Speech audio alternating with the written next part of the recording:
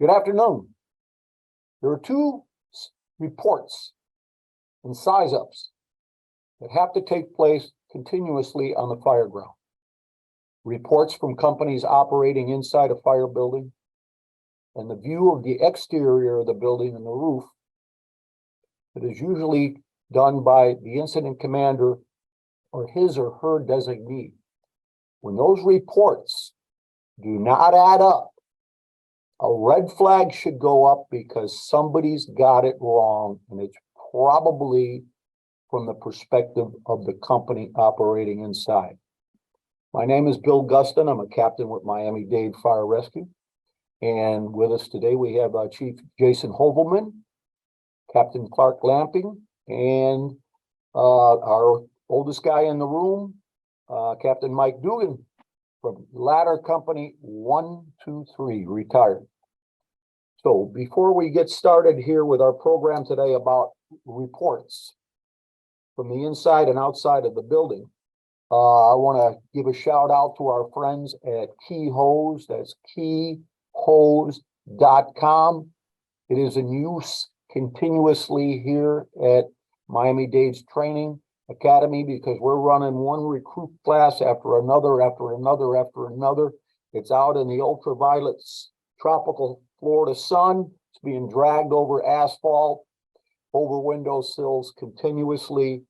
If you want to test the durability of a product, put it in the hands of recruit training, a busy recruit training program. We're all excited about FDIC. But one of us here, our panel today, is going to be teaching a class at FDIC. But it's very important that for our viewers to understand, we're students. We're not just going to teach. We are active students that take notes. And we will never stop learning until, I don't know when. Because even as retired guys, we're still students of the fire service because we still bring so much to the table. And you can only learn so much from your own personal experience. You have to learn from the experience of others and from tragedies that we're lucky enough not to have experienced firsthand. So I'm going to start with Chief Hovelman, and if you just tell briefly about yourself and then about the class that you will be teaching at FDIC. Yeah, good to see everybody. I'm Chief Jason Hovelman. I am the fire chief in Florissant, Missouri, career fire department in North St. Louis County. And the class I'm doing actually is EMS command challenges during civil unrest. If you've ever heard of Ferguson, we're right next door to that, which came to a head in 2014. And since then, we've had a lot of experience with those kinds of events. And we found that there are some considerations you really have to take notice of, especially when it comes to EMS. And so I'm happy to be presenting some things to think about if those events happen. And we talk about large planned events that can impact your EMS operations at the same time. And like you said, Bill, I'm taking 3 pre-conference workshops, and I'll just let everybody know real quick, in case you're looking for something. I'm looking at firefighting operations in stores, taxpayers, and strip malls, high consequence infectious disease workshops, and street smart energy response training for lithium ion batteries. I'm looking forward to all 3 of those offerings. Excellent. Hey, we get inquiries all the time from other fire departments and from people in industry about how to handle EV fires. And I've done a lot of research. And my conclusion is we're looking for a unicorn. We're looking for a silver bullet that ain't there. And we're going to put 6,000 gallons on this electric vehicle, and nature's going to take its course and it's going to burn itself out regardless. Now, protect exposures, of course. Pull it out of somebody's garage, of course. But there ain't no silver bullet. I know that there are devices on the market. Some actually puncture the battery case. Right. And this is why we are students of the fire service. I mean, 5 years ago, I don't think we'd even be talking about this. So, also, I want to compliment you on your article in March Fire Engineering. And excellent article. Thank you. Also, I want to give a shout out to the guy in Illinois that wrote the article on the Mansards, Prospect Heights or something. Excellent choice of words and really articulates how we need to get ahead of the fire, which we recently on my department failed to do. Maybe it wasn't entirely our fault, but shout out to those guys. Captain Lamping, what will you be teaching? Yes, sir. This year in FDIC, I'm going to teach high-rise fires, the 8 critical assignments of high-rise firefighting as we do in Clark County. Clark County, Nevada is where I am from. I worked on Las Vegas Boulevard for 17 years.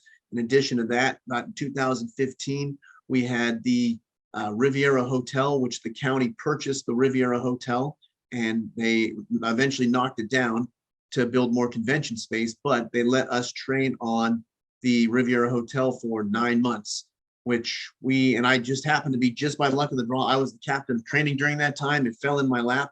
So we had high-rise drills, daily high-rise drills for 9 months in a real Las Vegas high-rise, which was phenomenal. And I designed the drills, I organized the drills, I participated in the drills, I proctored the drills, and I learned an enormous amount of information from those drills. And it culminated with us actually doing live fire. We set a hotel room on fire for live fire drills. And I took a video of that and I posted it on Facebook. And Vincent Dunn, I've never met Vincent Dunn, he's never met me. So Vincent Dunn, he commented, he just said, "Did you really set a hotel on fire?" And if Vincent Dunn is commenting on your stuff, you're either doing something really, really right or really, really wrong. And I'm still not sure which way to go. So I said, "Why, yes, we did, Chief. We actually set a hotel room on fire in a high rise." And he never responded. So I still don't know to this day if we did anything right or we did it wrong. I'm not sure. But so working on Las Vegas Boulevard for 17 years, in addition to having the Riviera Hotel, participating in the development of a high-rise plan. So I'm taking our Clark County high-rise plans specifically to high-rise hotels. We're going to talk about the eight positions that need to be filled, in what order they need to be filled in, what companies need to fill those spots, and what expectations we have of those companies. In addition, I'm going to talk about your plan B. We know that standpipe systems are inherently unreliable for a variety of reasons. So we have to have a plan B. And how are we going to get water to these upper floors if we have standpipe failure? So we're going to discuss that. And also we're going to discuss the unknown, which is, in my experience, I'd say 5 to 10% of all the high-rise fires I've ever fought were actually in a room, like we trained for. Fire coming out of a room and getting into the hallway. And to be honest with you, if I had a fire in a room, I would love a fire in a hotel room because we know where it is. 90 to 95% of all the high-rise fires I've ever fought have been in different places in the hotel. Can't find it. Smoke in rooms of a hotel, no sign of fire. Checking shafts, garbage chutes, laundry chutes, maid's carts, electrical rooms behind a door that don't have a detector or a sprinkler in that room. So we're walking hallways. I have light smoke in hallways, have no idea what we're looking for. So there's a lot of information I'm going to talk about on those types of incidents as well. Excellent. I will be present. Steal some of your ideas so I can teach it back here in Miami-Dade. That's perfect. It's cyclical, Bill, because I just stole your ideas. So we just keep, it's a little bit of inbreeding at this point. We just keep going around. Right. Right around the year 2000, 1999, 2000, we had a 9-story fire-resistant hotel. And now let me make this perfectly clear. This was 23 years ago, okay? Any fire officer that has even a lit road flare inside of a building, get somebody hurt and you're not in compliance with NFPA 1403, in the state of Florida, you're going to jail. And then the criminal and the civil charges that'll be against you.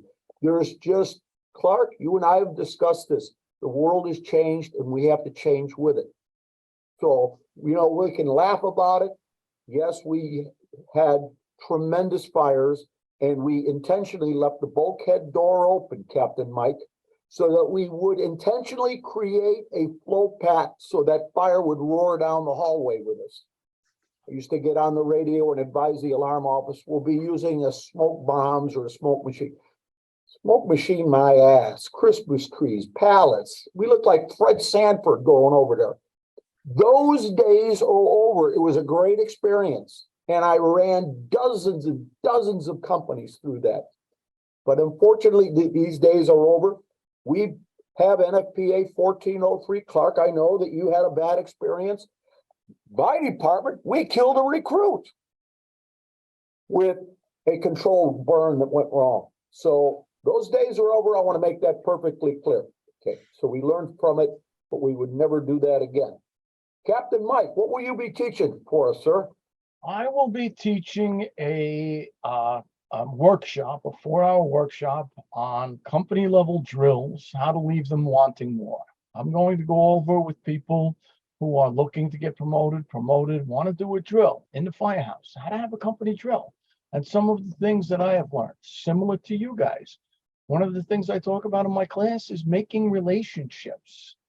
I told somebody recently that we went to a building when I was a lieutenant in the Bronx, and there were 3 buildings, 6 stories each, that were going to be converted into a shelter. We called the owner up and said, can we play in these buildings? And he said, absolutely. Here's the rules. You can't take any of the windows. You can't flow any water in the building. He goes, the electric is still on. The elevators still work, so don't damage the elevators, but you can take every interior door you want. You can't cut the roof. You can't do anything that will expose the building to the weather. Okay, no problem. Then the guy calls me and says, next Tuesday, they're coming to take the roof off and replace the roof. You can do whatever you want. Well, we had a roof drill. That was amazing. Okay, we went through 27 roof saw blades on these buildings. There were 10 apartments per floor. We cut the hell out of it. The roofer showed up to my firehouse with a couple of cases of beer.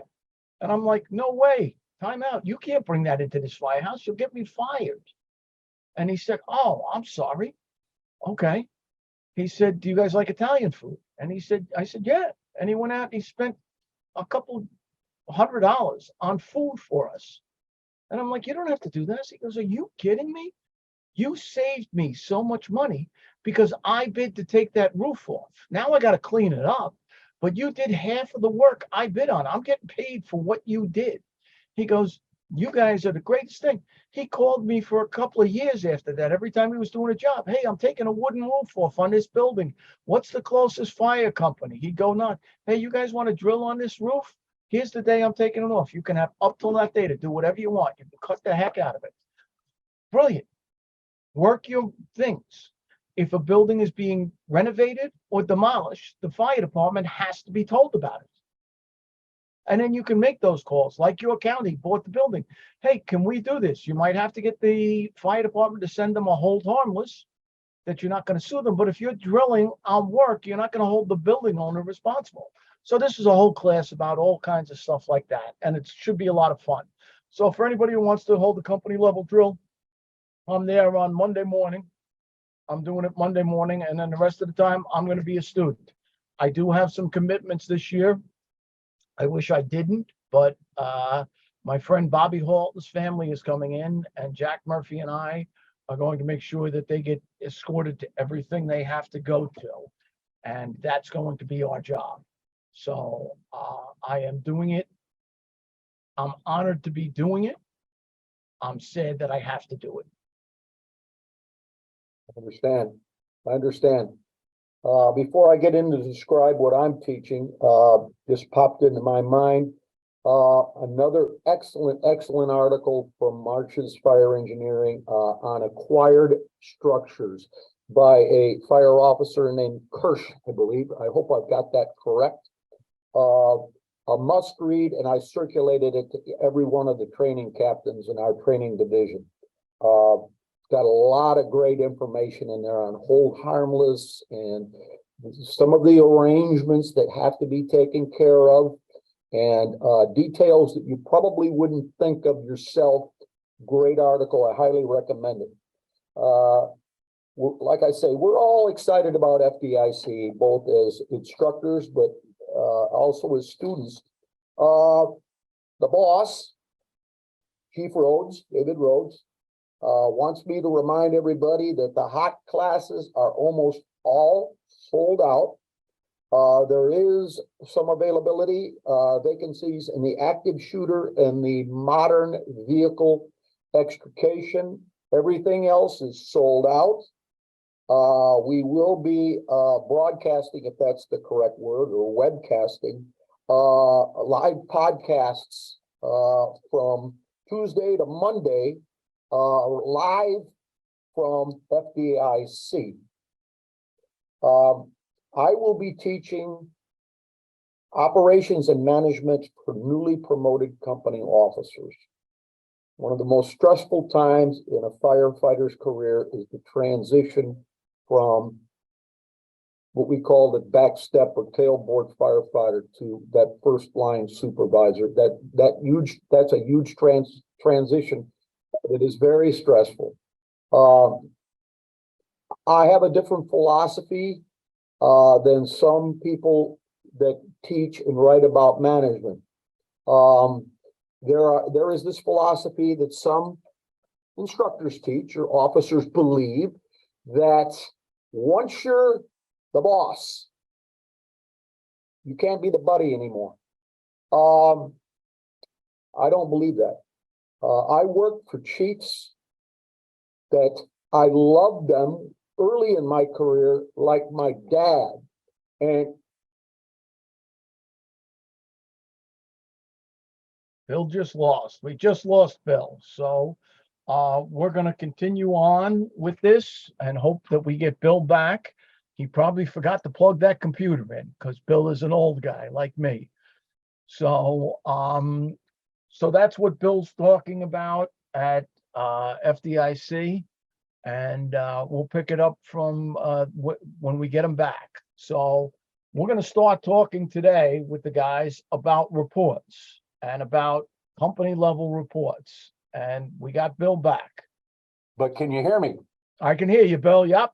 Okay, man. You are good on the fly there, Captain Mike. Look, it's seamless. It's like, listen, that's what fire officers do, brother. You got to be able to adapt and overcome. Yeah, that's why I love you like a father, Mike. We were A just younger talking father about than you. that. Yeah. Yep. All right. Before we continue, I want to give a shout out to lieutenants on our tower ladder. We call them platforms, elevating platforms. From platform 34, lieutenants, I believe he's a lieutenant, maybe a captain, Jose Urzola. Right around the first of the year, he responded with his ladder company, a tower ladder, along with our medic unit, Rescue 70, with a crew of 3 on Rescue 70, for an accident on the Florida Turnpike. Rescue 70's officer determined that he didn't need the apparatus as a blocker and canceled them. Lieutenant Alzola decided to continue in diagonally, properly, positioned his apparatus for the lane +1. Crew got out of the cab, and seconds later, a lady hit that tower ladder so hard it broke its back. What do I mean by that? They bent the torque box for the aerial, which is the backbone of an aerial piece. It's a total wreck. Without that decision by that officer, we would be grieving and going to at least 3 funerals. Peter, do you have the pictures? Stand by, Bill. Yep. Okay, brother.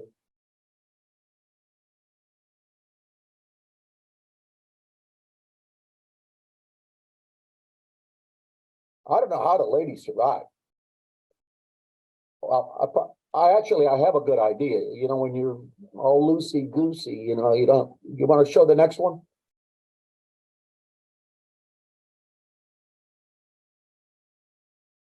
It took quite a whack right into the outward. There you go. That's the next day. It broke its back. I do believe it's going to be a total, and we don't have many spares. That's but platform 34 there, they fell on their sword. Otherwise, we would be going to funerals.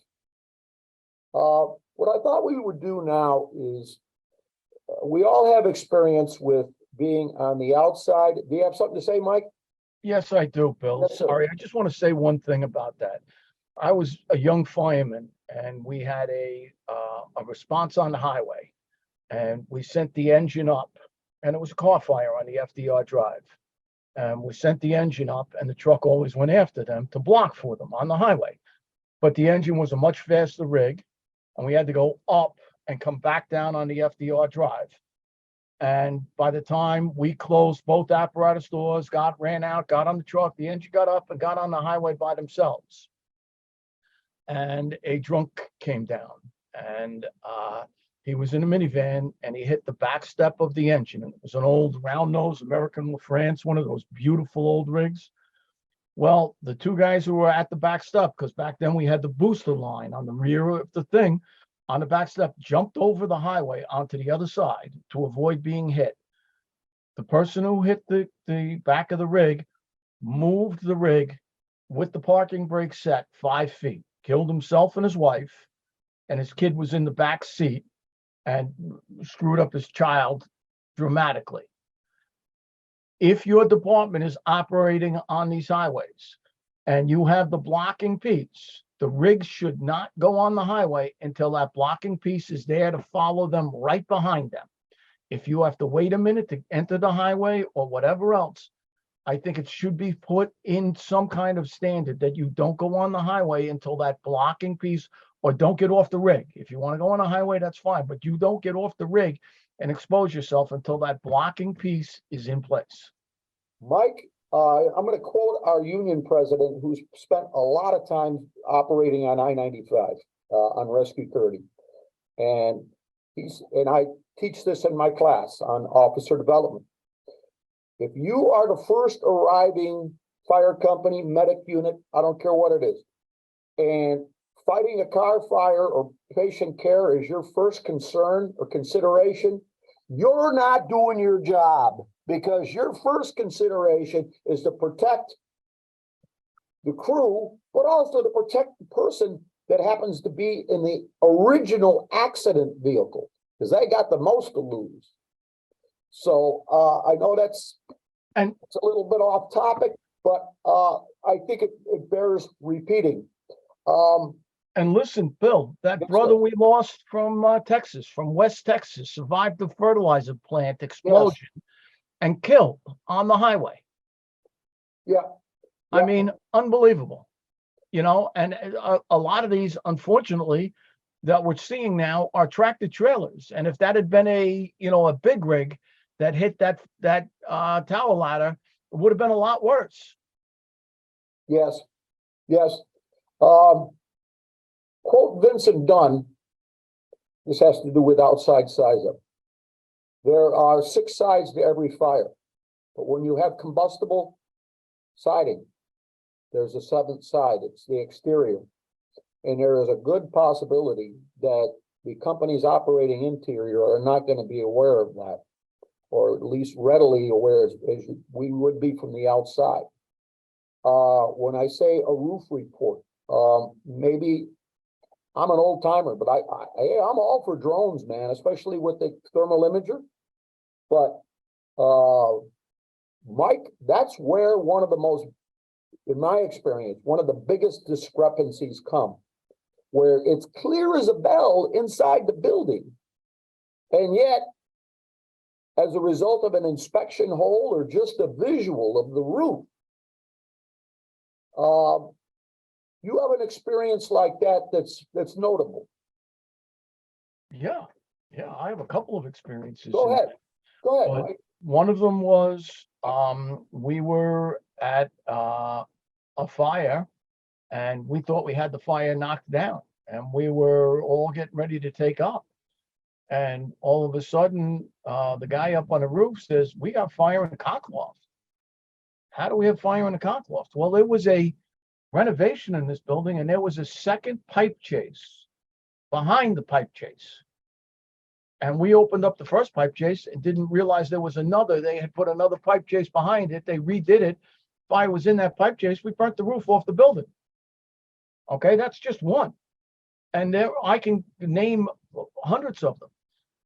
You have to pay attention to what's going on. You, as the commander, the incident commander, and again, I was never a chief. I ABC'd, acting battalion chief, quite a few times. I didn't like it because my guys always went to work when I was acting as the chief. They used to say, "Oh, you're chief tonight? That's good. We're going to work." You know, they loved it and I hated it. I'm standing out in the street. But you have to know what's going on. You have to know what the reports are saying. And if there are two different ones, go to the worst one first until you disprove something or prove something. Always worry about the reports. There was another one with a roof over. Okay, where somebody put a roof over an existing roof because of leaking and they couldn't get it fixed. And the guy on the roof is saying, "We got a ton of fire up here." And the guys on the inside are saying, "There's nothing here." Well, it's all over your head. It's above that second roof. You've got to get up in there. And again, you have to know what's going on and if you have to communicate. And it's all about that communication. Mike, and also communication, if I could add to that, to your point, is listening to the reports of the other companies. As a inside company officer, if you're hearing things that are different than the conditions that you are experiencing, it could be more than one fire. It could be an arson fire. So that's just one example. Chief Holman did an excellent job on his article in March, talking about the differences in elevation, which is one of many observations that could be incorrect. You don't have to speak. I'm not asking you, Chief Holman, to speak specifically on that, but I just wanted to point out that you do touch on that topic very well in your article. Can you elaborate on that? Yeah, it's a problem that we've seen and that I have personally messed up on these multifamily occupancies, and it happens on larger the new McMansions where they've got multiple levels on the backside, and the reports can be conflicting based on how people read that one side or the other. But as it related to where we've had the biggest problems is designating divisions or the exterior sides and being able to understand what level is what. I sent the hose line to the first floor from my side, but the crew was on the opposite side and saw the first floor differently than I did. And pre-planning those situations for the communication side so that you're all on the same page before you ever get there is a real critical factor for that, to avoid some of those complications. You know, I think back to the Mary Pang fire in Seattle, Washington, where there was a difference in elevation. Just one of many that you get all mixed up. You think you're on the ground floor and you got another floor underneath you. And Bill, yes, in sir. fatal fires, that difference in elevation, you can go back to Pittsburgh, to Bryceland Street. Yes, sir. You all should know about Bryceland Street. You can go to Green Bay, Wisconsin with Arnie Wolf, where he went in on the first floor and it fell and he went in. And again, use these reports, use the reports to study what you have to communicate, how you're going to communicate, set up the pre-plan for these buildings, know the differences in your district, know your buildings, and communicate how you're going to do that. New York City, in a brownstone, we have a specific way of naming the floors. And that's how we do it, so that we make sure when we go into certain types of buildings, we're not getting confused, because it's very easy to get confused. Yeah, and wouldn't you say though, you have side 1, 2, 3, 4. We do A, B, C, D. There are just some buildings, Captain Mike, that I don't think lend themselves to that type of designation. Sometimes you're better off saying to the rear or to the pet shop or whatever, or the west exposure. Chief Holman, can I ask you another thing about these two fires that occurred in Virginia and in Maryland that had to do with the corrugated stainless steel tubing as a result of a lightning strike? But a lightning strike is a prime example of where you can get more than one fire, hence differing reports. Any experience with the corrugated stainless steel gas tubing? No, but lightning we have had experiences with, and ironically, in the two situations that I've had fires related to lightning that were significant, both cases we had two houses right next to each other on fire.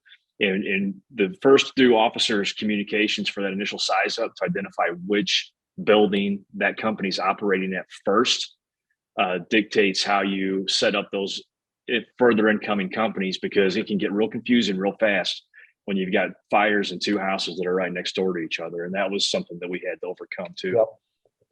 Captain Clark, any notable experience with differing reports? Yes, several of them, Cap.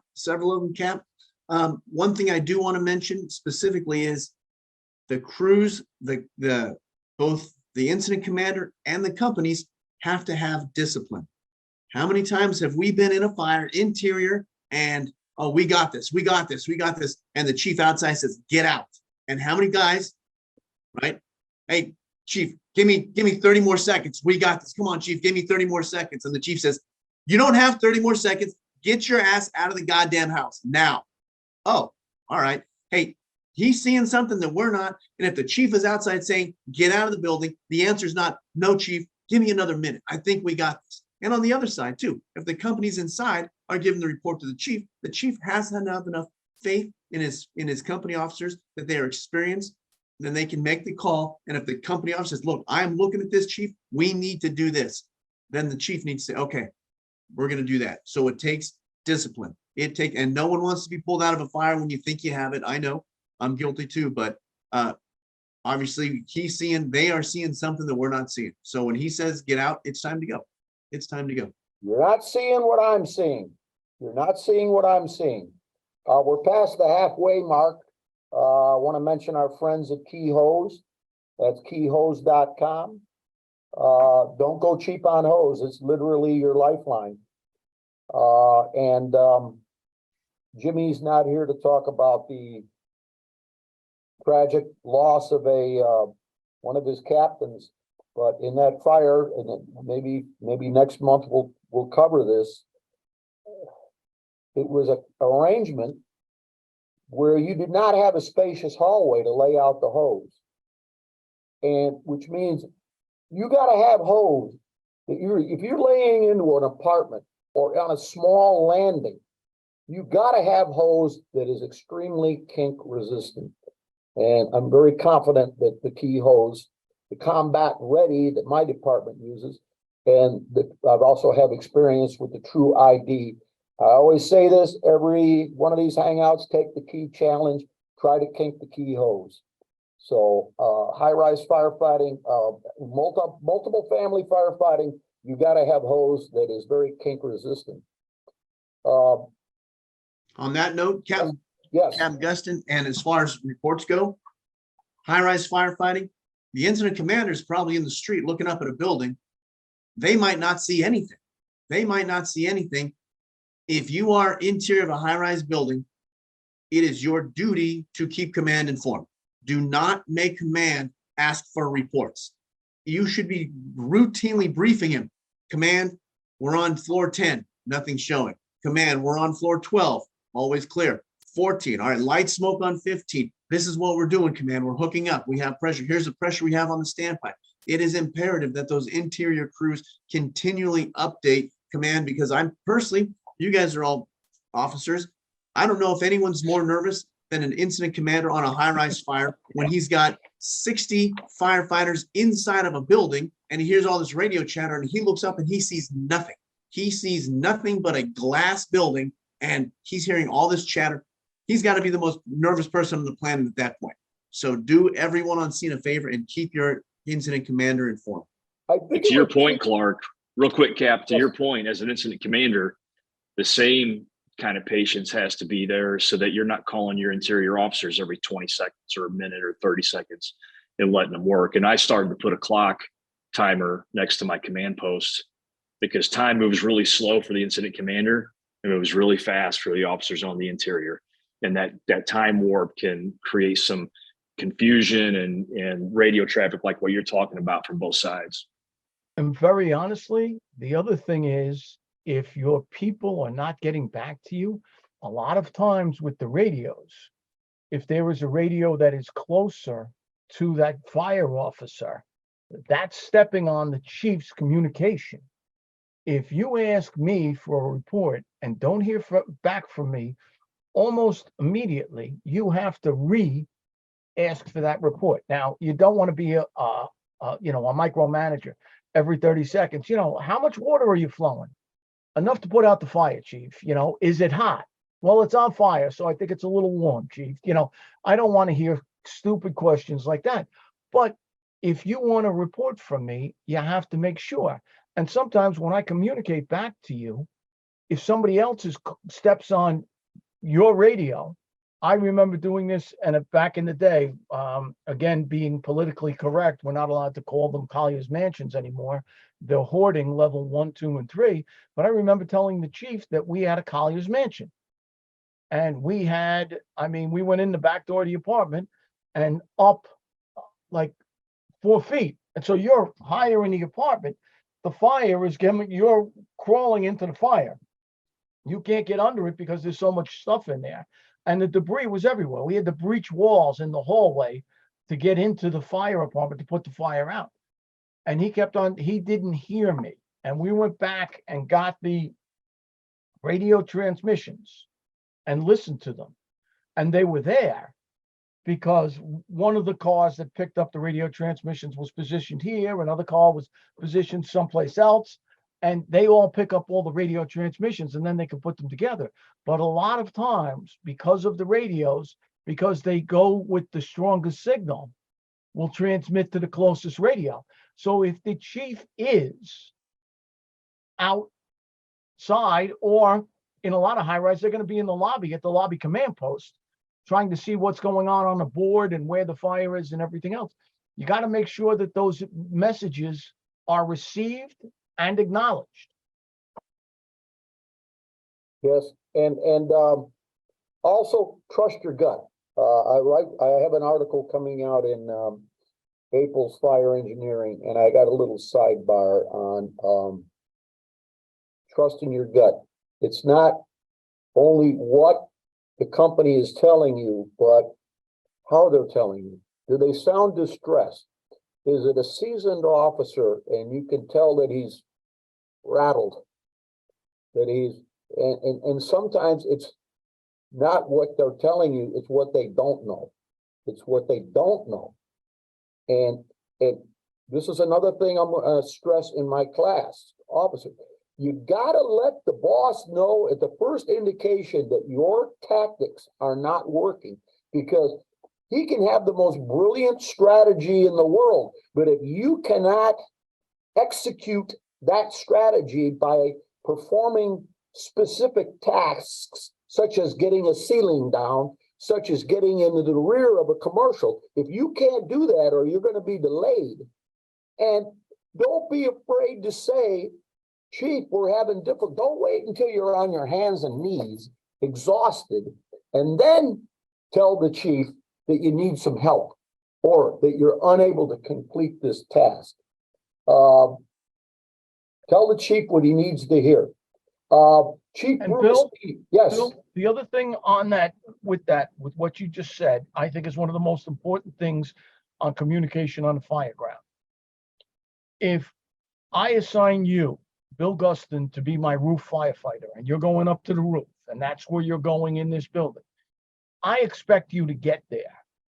If you cannot, for some reason, whatever it is, there is a problem getting there.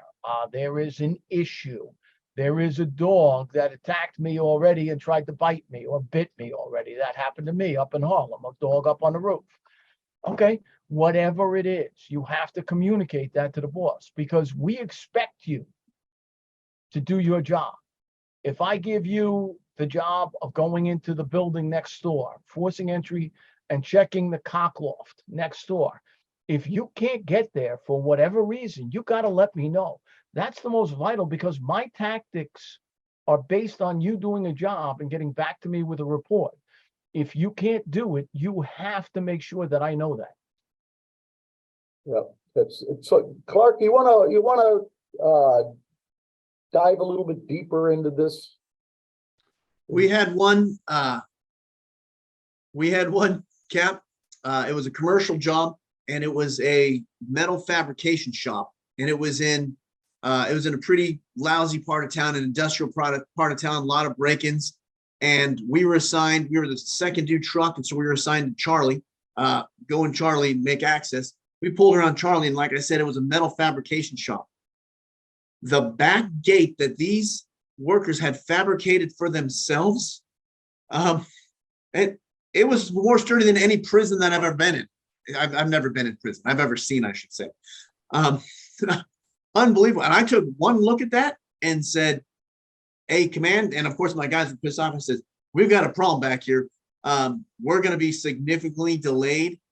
You might want to try to get another company around to Charlie some other way, but we're not getting the guys in the back. Come on, we got that, Cap. And I'm looking and say, you don't got that, man. You don't got that. I don't care how many classes you've taken. With those tools, you're not getting in that gate. You're not getting in that gate. So I immediately notified command, hey, command, go to plan B on the Charlie because we're not accessing that gate. And after that, I let the guys try. I started doing a bit of a 360 and started looking for another option. I said, have a go at it, guys. And they worked and they worked and they worked and they didn't make a dent. Literally not a dent in that gate.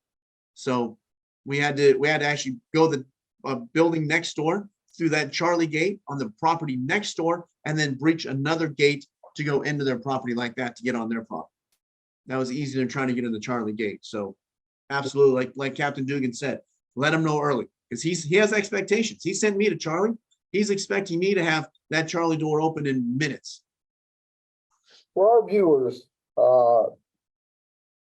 just a little lighthearted moment here. Actually, there's nothing, we talk about the risk in a non-residential occupancy. Remember, we're also trying to save people's jobs in a commercial. But just this morning, I'm looking at, when you see a YouTube video and then there's other ones on the side, so I clicked on that.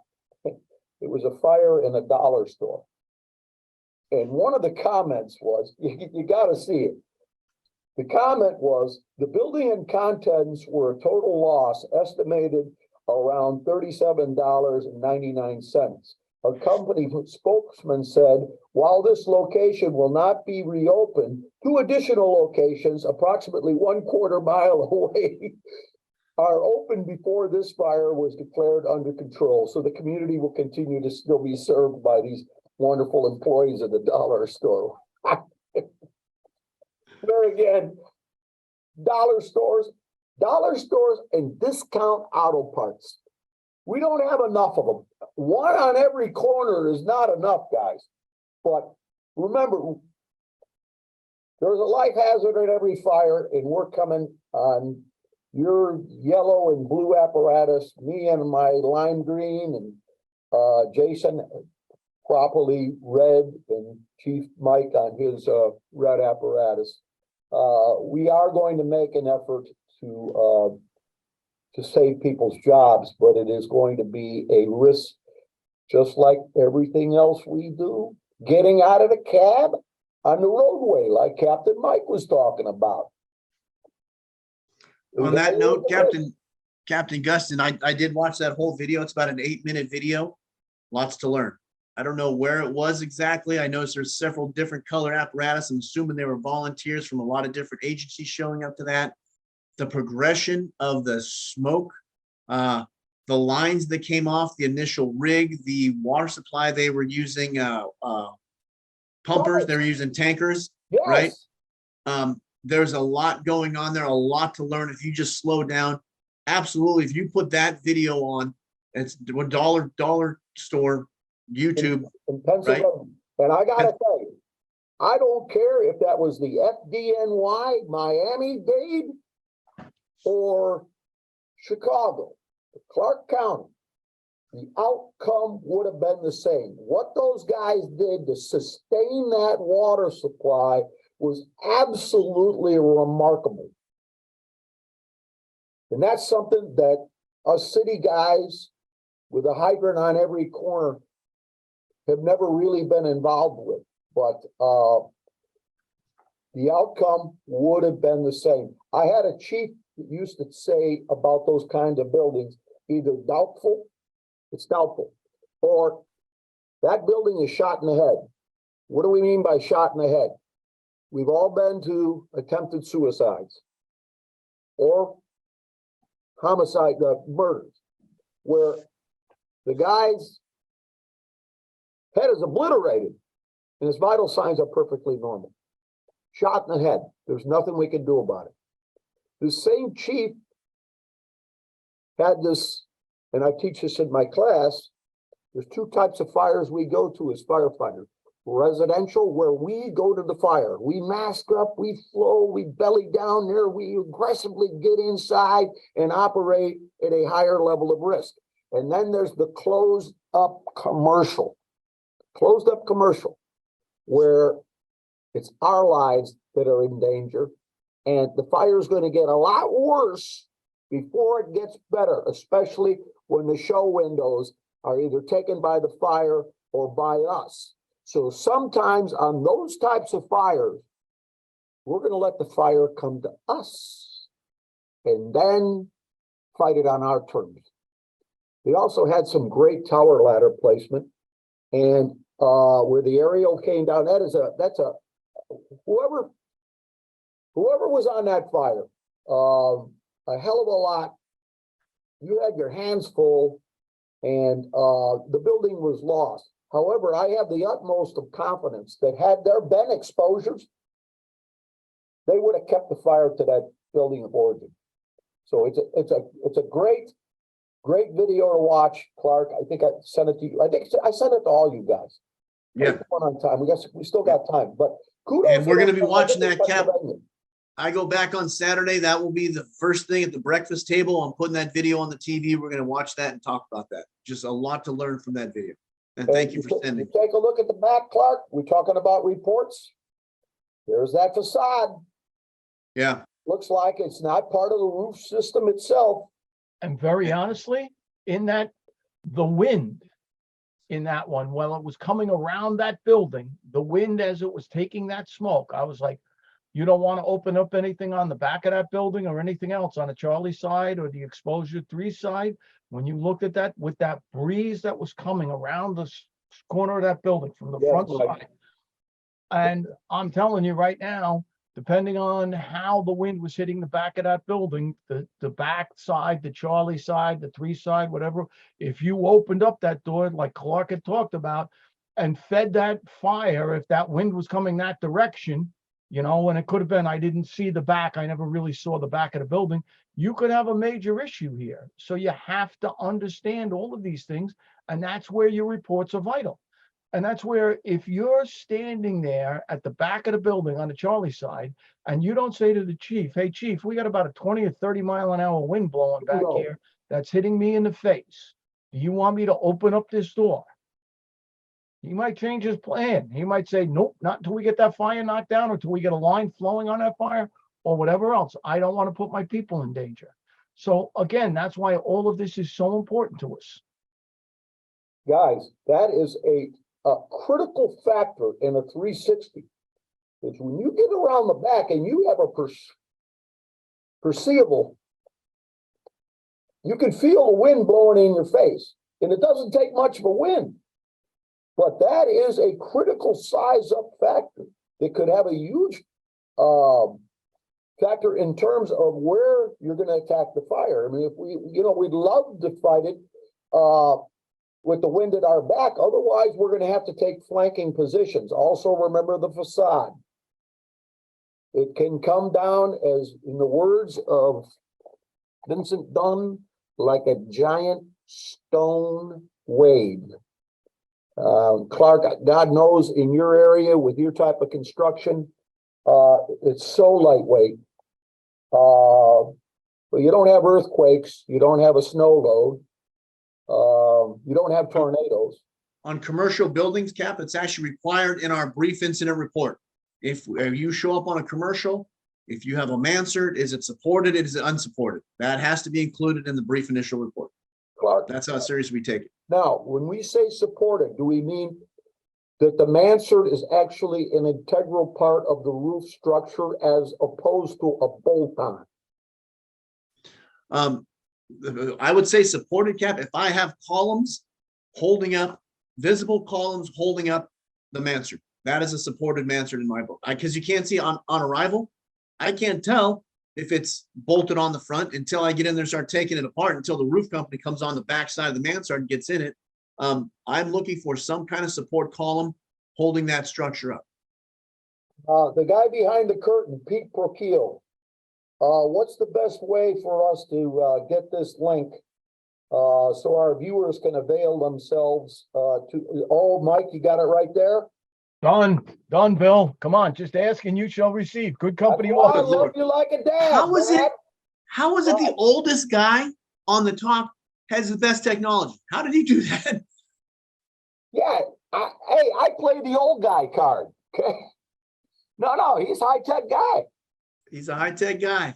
All right, so Pete, what was your, you could put your hashtag back up there, would you?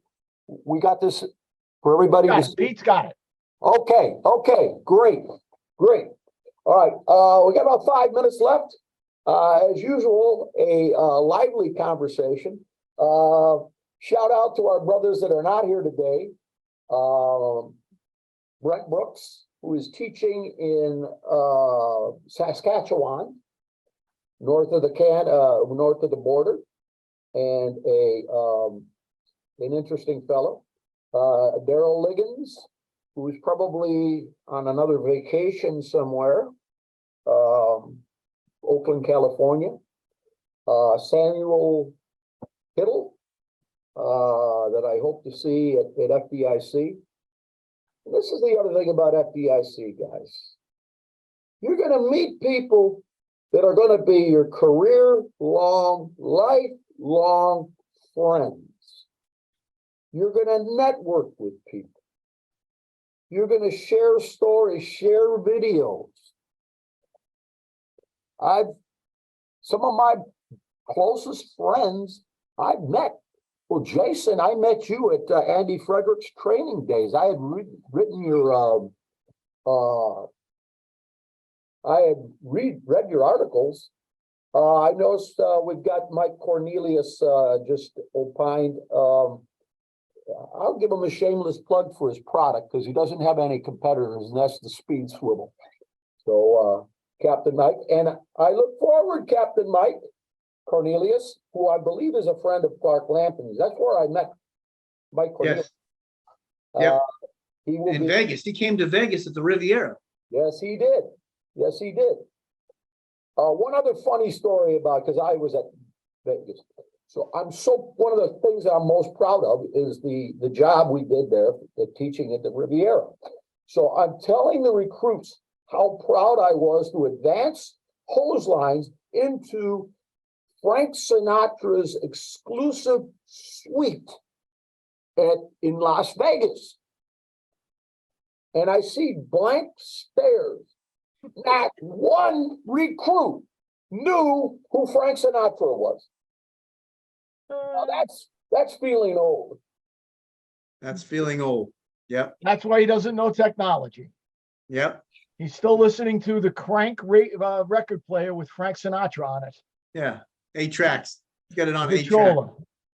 On that note, not that note, but the note before, if you are a student at FDIC and you're in the halls and you see myself or anyone, if you see anyone We are not Hollywood exclusive actors who travel with an entourage. Absolutely not. I love meeting people. I love talk. There's only two things I love in life: talking about fighting fire and drinking beer. So if you see me or anyone here in the halls, please, please approach us. Say, hey, I listened to you. I heard you. I have a question. I want to have a sandwich with you. I want to drink a beer with you. I want to pick your brain on this. What do you think about? Please don't ever, ever treat us like we're something special. We are not. And everyone started right where the students are, walking into FDIC for the first time with your eyes wide open. Oh my gosh, what is even going on here? Please approach me. I have a policy. If you approach me and ask me a question, I'm buying the beer. All right, I will buy the beers. How's that? I think that's a good thing to close out on. Brothers, I will see you at FDIC. Hope I see a lot of our viewers. Please reach out to us. I think you can tell from our banter, we're all good friends on the panel, and none of us takes each other too seriously. We're all pretty humble. And that's the beauty of the fire service. We all have that in common. So there we go. All right. Mike. All right. So with that, guys, I can't wait to see you guys. As our viewers know, we all have what's called a bromance. Bromance. And I say that with a great amount of pride and affection. So, hope to see you all at FDIC. And until next month, God bless you and may He keep you safe in our most noble of professions.